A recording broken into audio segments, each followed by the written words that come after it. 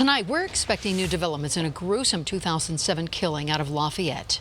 Back then, 16-year-old Tess Damm pleaded guilty to second-degree murder in her mother's stabbing death. Well, now here we are 10 years later, and Damm is up for parole for the first time since being incarcerated. Denver 7's Amanda Del Castillo is live in our studio. And Amanda, the Boulder County DA's office has the power to object to her possible parole.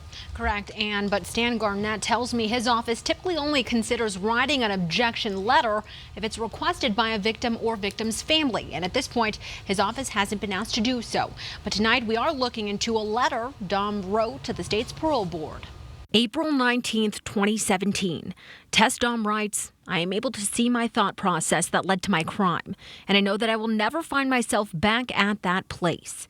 A place of anger and hatred, according to early reports.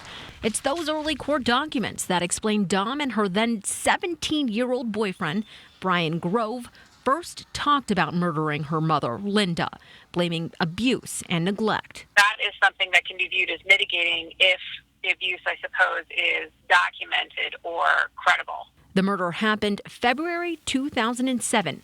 Grove stabbed Linda 18 times in the neck at the Damm family's Lafayette home. Tess Damm's 2017 letter to the parole board goes on to read, "It is difficult to articulate the extent of my remorse for the choices I made that cost my mother her life."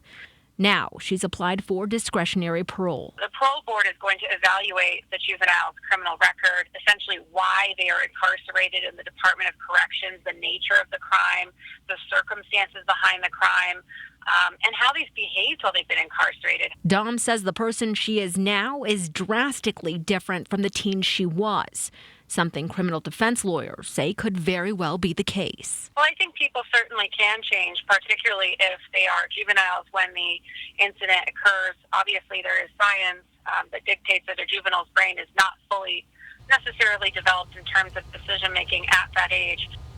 But a decision will be made tomorrow morning. I'll be at the hearing for you with a follow-up during the evening broadcasts. Damm is still at the Denver Women's Correctional Facility. And in the case Damm's parole is denied, Diego tells me a future hearing will be set and the process will repeat in the future. I'm live in the studio tonight. Amanda Del Castillo, Denver 7. Well, tonight